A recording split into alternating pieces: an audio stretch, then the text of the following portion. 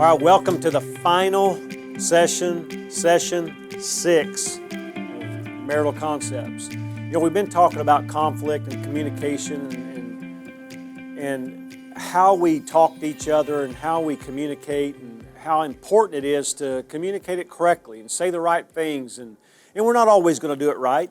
I meet with so many couples and we teach.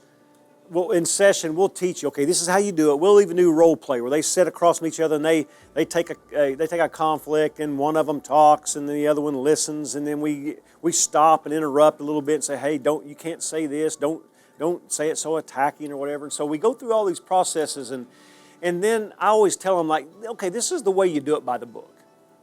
But when you go home, you're not going to have the book. You know, you're not going to have a mediator sitting there going, okay, stop. I saw your eyes roll. You know, I saw that little look on your face. You're not going to have that. But the person across from you will see it. So you just have to do it and get good at it. The more you do it right, the better you get. And it's the same way in marriage. If we don't ever try to do it right, it will always be ugly. It'll be the wrong way we speak, the wrong thing to say. But if we say it, if we start practicing it and doing it right, we start getting better at it. You know, marriage is just messy. But it doesn't have to be a failure. It doesn't have to be a failure. And in this final session is probably, and I made this the final session because I believe this to be the finality that I believe that we need to know as couples, and it's called the culture of grace, that we give each other grace. And I've created this idea that grace needs to be presented before anything else. Be generous with grace, because listen, one day you may need some grace. And when we look at situations in our marriage or even our life or even at work or whatever, we're so quick to throw out suspicion and lack of trust and very short on grace. But when we walk into the room, we expect grace. A culture of grace should be utilized before suspicion and the lack of trust. Display grace first.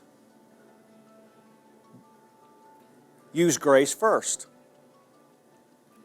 A culture of grace is not just a thought of displaying kindness or mercy. We think of grace as being kind and merciful. But it's more of a thought process. It's more of a change of mind. It's more of the way that we view something.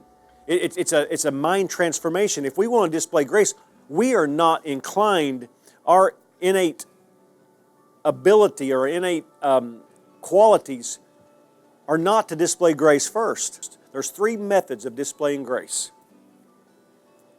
The first one is this, that grace sees through a new perspective. And I think my wife even mentioned that in the last session. She was talking about a different perspective. And if we view our relationship and our marriage through a different lens than we normally view it through, we'll be able to display grace. See, when it's us that needs the grace, we blame it on the elements or the environment. But when somebody else walks in, we blame it on them. It couldn't have been the environment that caused them. It's your fault. You didn't show up on time. You don't care about me. You don't value me. But what if it's turned? We want them to have a heart of grace. Covered the first one. The second one is that grace resists the urge to focus on the faults. Grace resists the urge to focus on faults. Can I tell you in this setting right here that most of us, if we've been around each other for very long, and most of us know each other, but there's a few of us that don't, but the majority of us have been around each other for quite some time, and I promise you that I can find 5 faults in you. And you could probably find 10 in me. Faults are not hard to find. Faults are not difficult to see. But grace doesn't focus on the faults. We've talked about 3 methods of displaying grace. The third one is that grace forgives. Grace forgives. Let me say there's a difference between forgiveness and trust. It's a huge thing. You know, we talked about credibility gaps in one of the sessions, about a credibility gap being that of maybe some trust that was breached years ago, and then in some kind of conversation bringing up that lack of trust again that was never taken care of, and we bring that up in the fight to pull a trigger. So we bring up those things. But let me tell you, forgiveness is different than trust. Forgiveness can happen instantly, but not always. But trust takes a lot longer. You lose trust in a person, it takes a little bit of time to build that trust back. When trust is lost, it's like knocking the bottom out of it and every bit of the trust leaks out.